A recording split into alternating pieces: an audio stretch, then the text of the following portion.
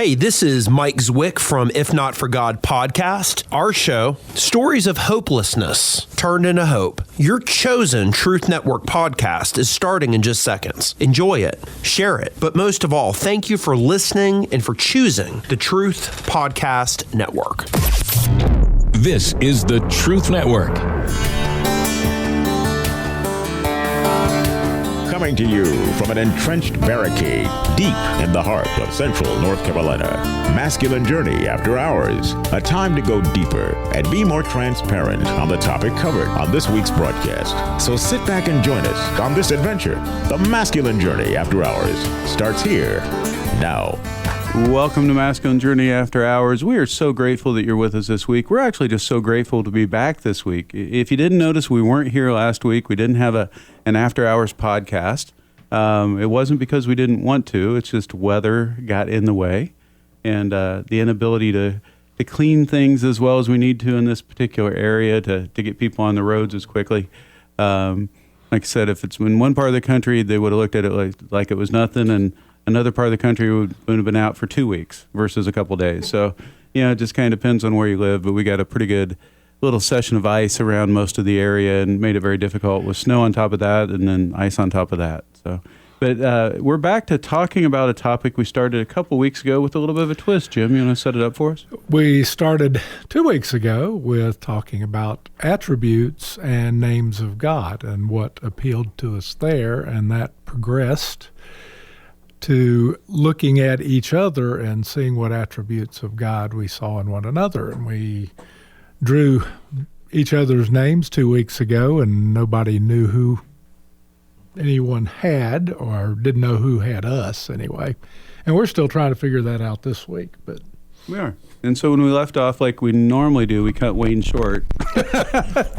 Even when he's not here. Wayne, I was trying, man. I was trying. It's Sam's fault. We seem to cut him right into the music every time. Well, he gets in both shows that way, though. He does. He does. So anyway, you had set up a Rudy clip. Yeah. And so you're talking about Wayne in the first show. Yeah. In what regard? Yeah. So that clip, just if you want to go back and watch the show, regular show, Rudy, listen to it. Yeah, listen to it. There we go. Watch, listen, whatever you want to. You sit there and watch your phone as it plays the podcast. But no, Rudy, in this clip, it's really like a documentary, and he comes in and he's talking about it, and then they'll have some of the parts of the show, the movie on it. But he's explaining really what it was to dream, to become a walk-on at Notre Dame and not really have any chance. He just wanted to walk on that field and play one time. And it really, the whole movie was about that. He went on to become a very inspirational speaker and all. But what I saw in it was just what I see in Wayne is a dreamer. Wayne is a dreamer for himself. He listens to God. He wants to fulfill God's will and God's dreams for his life, but he also has a gift, I believe, to be able to speak into other people's life and help them confirm or hear from God of what their dreams may be. But also in that clip, you also see somebody that the dream didn't just happen to him. It was like Joseph. Joseph got the dream, and the sheaves were, bowing down to him. It was about his brothers and the future, and, that took, 30 years to happen? He spent 14 years in a jail. It wasn't easy.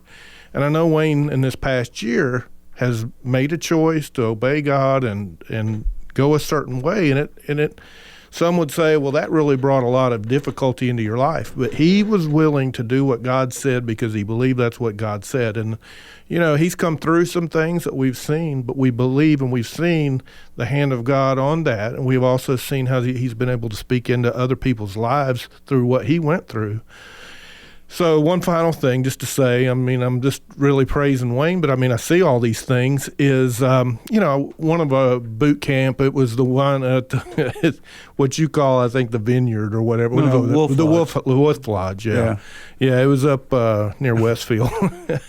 So we were up there, and that was the only time I think we've ever had a ropes course or whatever, and it was one of those cargo nets, and that we were climbing up it, and I had known Wayne from one other boot camp. He knew me. We were going up this cargo net, and we were doing it as a team. And I just was out of shape or whatever. And he did all he could to push me through. And that's just a picture of who Wayne is. He wants to see people to see their dream transpire in their life or whatever they've got up against them. So now we have an opportunity to talk about Wayne. You could talk about Wayne. You covered pretty much the Wayne's world of events around there. You kind of covered everything. I think we need a visual of Wayne trying to push Andy anywhere, though. Yeah, that's a little differential. Yeah, it could be worse. It could be Harold trying to push me, but not much. It's true. I'll chime in on Wayne, and you talked a little bit about it in your tribute there. We well done, Andy. Well done, and very deserving for Wayne. I'll give you that. The word for Wayne for me is faithful. Wayne does what he feels like God's calling him to do, regardless of the consequences. I don't know that I could do the things that he's felt God call him to do. I would like to think that I could. I just don't know that I could. And so that faithfulness is, I'm going to obey you even when it doesn't seem to make sense. Because, Father, I trust you more than I trust what I feel. And I really respect that. I've never seen that to that degree out of anyone. And so that's what I'd throw in there. Yeah, you said the word obey, and that's where I'm at, is obedience. I've never seen a man so obedient. It's like, this is what God said, this is what I'm going to do. And I know he's told us about times where he hasn't done what God's told him to do, but I've never seen any person that has done the amount of things and that risk the things that he has risked because he feels that, hey, I'm being obedient to God.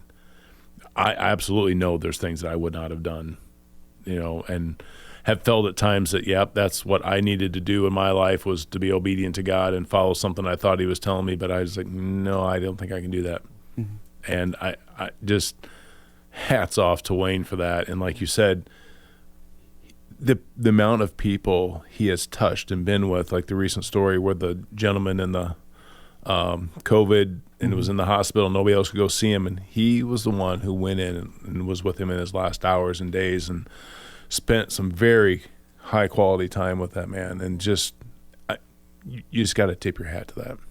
Thank you. I know that there's a lot more we would like to share about Wayne, but there's a few more people we need to get to in this episode. And so, Danny, I want to go ahead and jump to your clip. Do you want to talk about your clip or play it first? Yeah, I'll just set it up a little bit. Surprisingly enough, it's from the Andy Griffith Show. That'll shock a lot of people. Yeah. Yeah. And and it's basically an interchange between a character known as Ernest T. Bass and Andy and Barney are involved in the thing. And I'll just let the clip speak for itself, and then I'll talk about who. Howdy, Sheriff. Howdy, Deputy. Ernest T. Surprise, surprise. I can see it in your eyes. You bet you didn't even know I was here in town, did you? We knew all right, Ernest T. Miss Wiley called us about the broken one. You sure caused a lot of trouble over Mrs. Wiley's. They were pretty shook up over there. Well, lost I wanted was a girl, that Miss Wiley. She just got mad all over. Last time you was in town, we gave you Barney's uniform to help you. Playing all right, I did, but didn't take a halt. No, that's why I brung it back. See, when I went home wearing that uniform, I just expected all the girls just go plunk, flop right down my feet. But now, same as always, just gazed right on through me. Sorry to hear that, Ernest T. I know how important it is to you to get a girl. I tried courting old Hog's daughter, Hoggette. They're just as proper can be. First off, I wrote her a love note, asking to go on that with me. And then I tied that love note onto the prettiest rock you ever did see.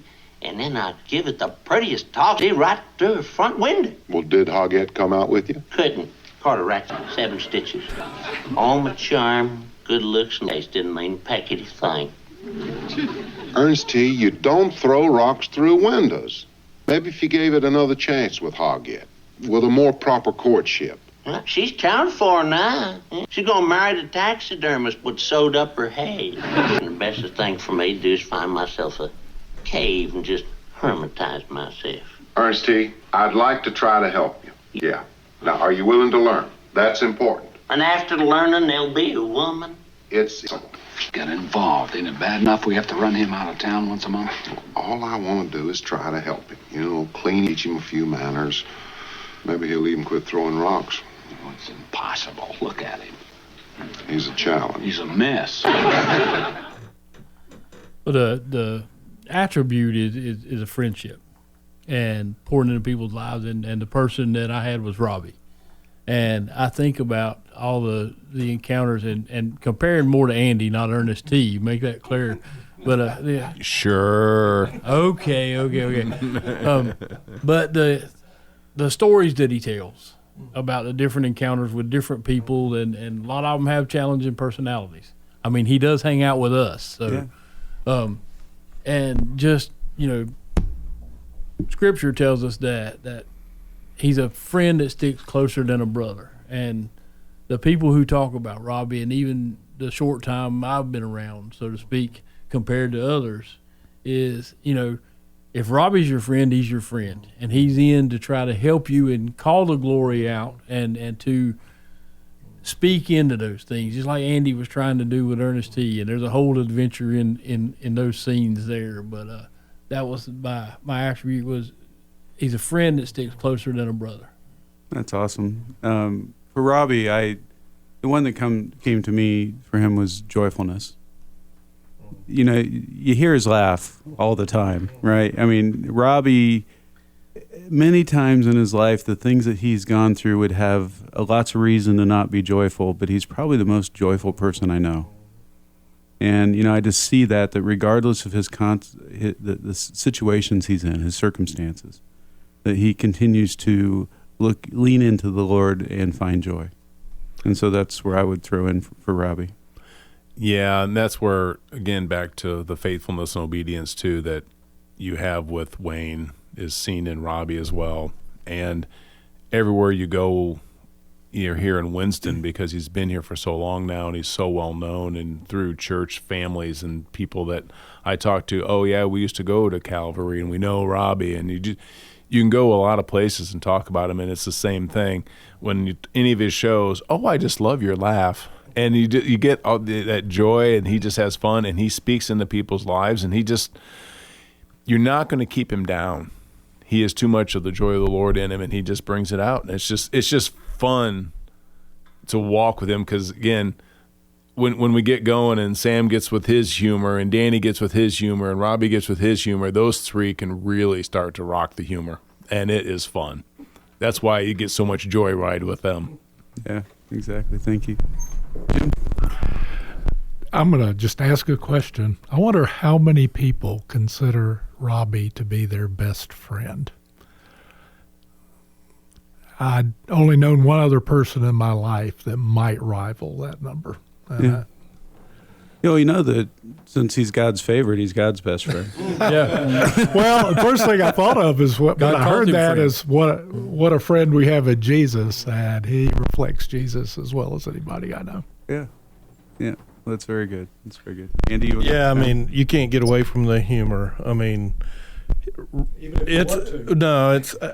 his puns. I mean, some of them are cornier than, they can be, but they're spot on. A lot of times he's like you, that he's very quick on the wit of a pun as we're talking. But Robbie has been, I mean, I tell the story, I think of him as almost like a Barnabas, or like I would look at him as like kind of like an ambassador for the kingdom or whatever. I can remember whenever I was first started coming to boot camps, and I didn't want nobody to talk to me or nothing, but you kind of wanted somebody to at least approach you. And Robbie was that guy, and he comes up and looks at my shotgun and says, that's a Mossberg. I'm like, I don't know what the hell it is. It's my dad gave it to me or whatever, And it was just, he was really just outgoing. And, he had asked me, how did God come after your heart this boot camp? And I didn't know what he was talking about. And obviously I do now, but, it was just that love for life.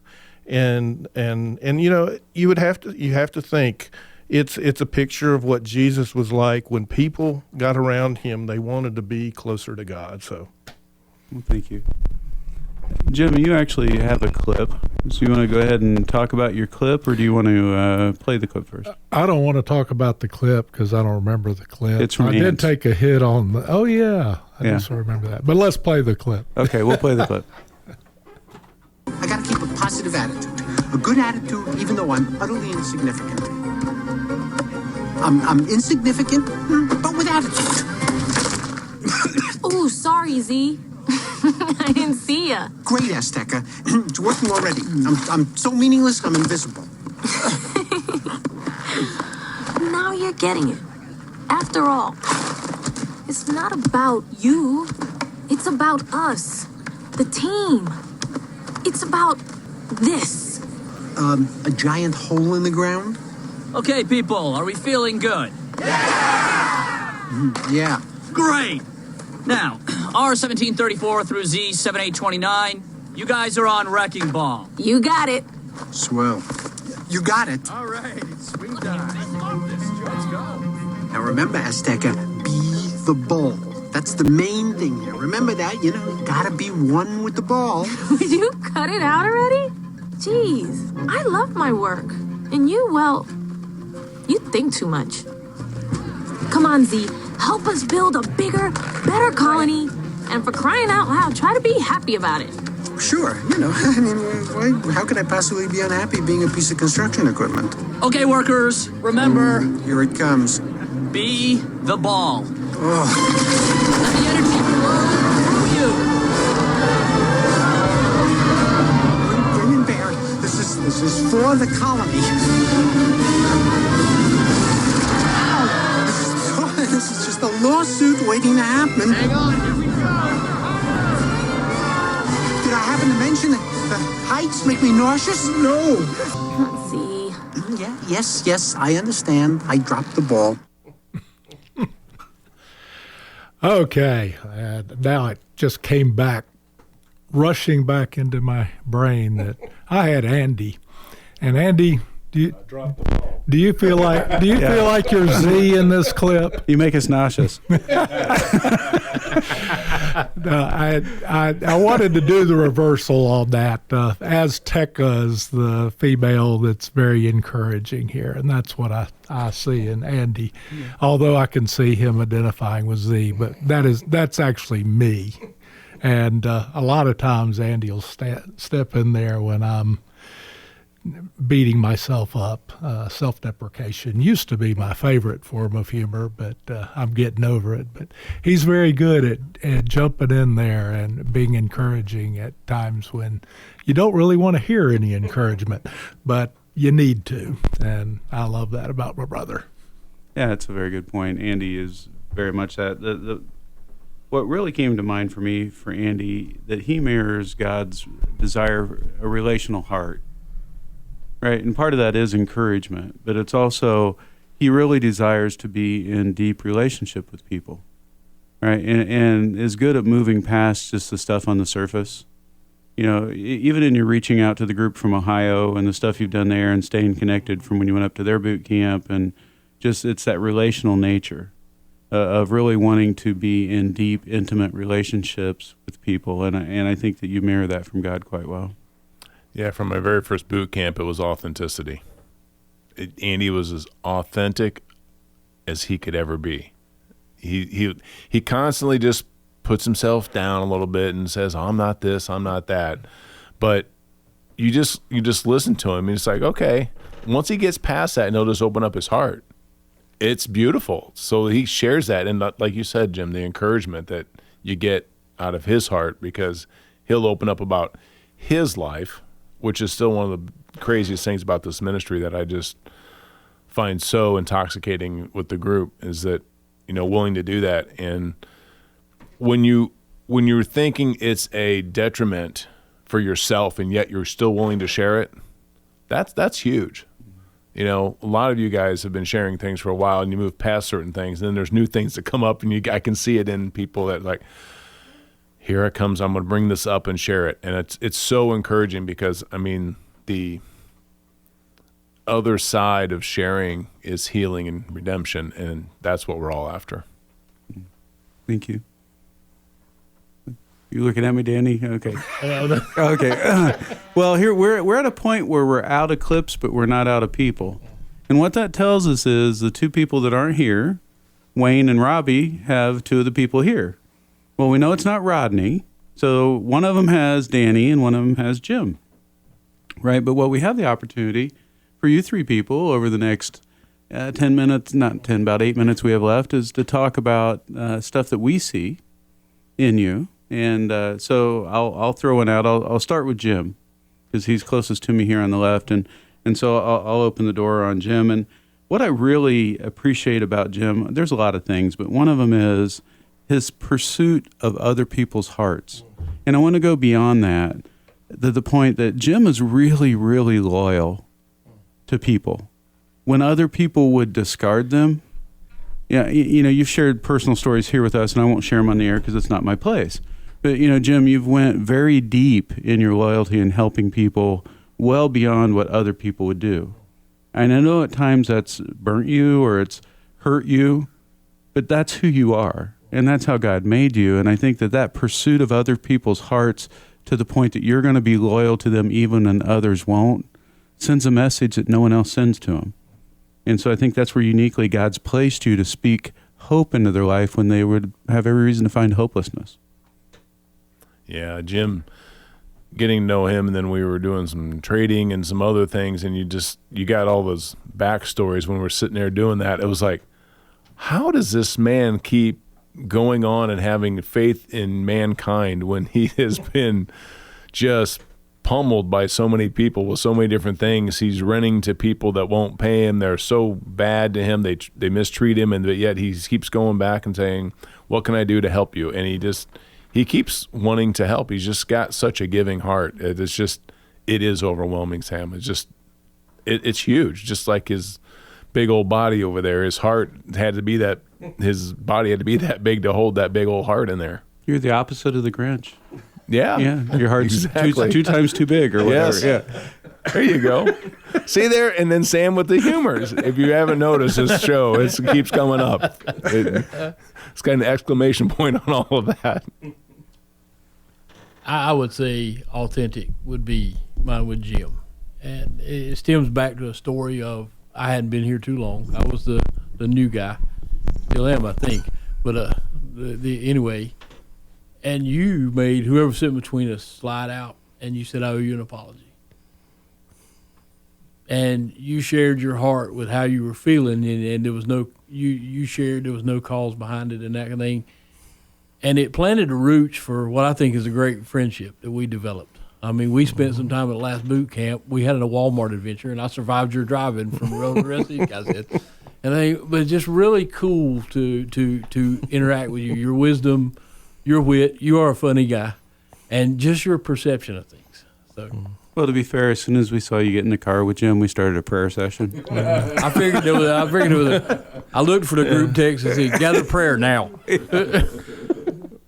All I can say is how I see God's attributes and Jim and God both know a lot of words. Big words. A lot of stuff. Yeah. Big words. Instead of seeing a lot of stuff, they know a lot of stuff. Yeah, exactly. Yeah. I have used Google more in conversations when words are brought up than I ever have. That's right. I come to the radio show with a thesaurus anymore, you know. So we got a few more minutes. We got two more people to get through. So we'll jump over to Danny, and I'll go ahead and kick it off again. Danny, what I see in you, honestly, is this discernment/wisdom. You know, you always have this way of you get kicked pretty hard, right? You know, the truck that won't start, and you take it and the mechanic doesn't do what he's supposed to and all that. But you don't let that hold you down. You have a discerning spirit that comes in and, you know, lets you say, okay, well, maybe there's more to the story than I know. You know, you're looking for that other angle that lets you have grace and compassion for others, and that's only through a discerning spirit and the use of wisdom. And I know that comes from a place that there's times that you didn't have it, so it's a learned skill, right? But you've learned it when a lot of people don't, right? And it allows you to have grace in situations that I don't think other people would be able to have grace in them. Yeah, I'm appreciative of his Southern wisdom because he's got some isms and some things he says. It's humor brought with wisdom in it, but No, there's really, you can see that he sought God throughout his life. And you can see, just the heart he has had for men. And you can see in his life how God was preparing him for this very moment. And that faithfulness, I think you'll probably say it. There are times when you kind of wanted to give up on that faithfulness, and God was faithful and got you. That was a part of your life. That was a season. But this season, I think you feel like it really is, where God has you right now. So, one of the things I appreciate is his patience. There are times that he's on call when we're here to do our recordings, and he'll get these phone calls, and I have yet to see him get angry. I would have gotten really ticked, but he does not. He handles it with grace. And I love that, and the humor, like Andy was saying. Thank you, Harold. I hate to cut it short because I know Jim wanted to say more about Danny and stuff, but we got to get to Rodney before we run out of time. And so I'll throw it out there. Rodney, I see God's organizational skills, coming through you. Yeah, I see that coming through you, and you can say, well, God doesn't have order. Yeah, God is order. Right, you can see how the days when he did creation, how they were structured, and just even the naming of the animals and everything just had a way about it, right? And you're all about finding normalcy in the midst of chaos, right? You want to find something that has structure in the midst of chaos. So we'll go ahead and you guys throw out some other stuff. That was actually my first take too, but he has a great attitude even when things seem to be lost. I appreciated that, Rodney, and he's encouraged me also. That's what I was going to say. He's an encourager. So. Yeah. And, it's been fun to watch you step into you with this group over the last year or so. For a while, we didn't even know you talked. And then, it's changed a lot. And the more we get to know you, the more we love you. And so, anyway, this is the types of things we talk about. Go do this with your community this week. Pick a person, pick something, and share it with them and love on them. We'll talk to you next week. This is the Truth Network.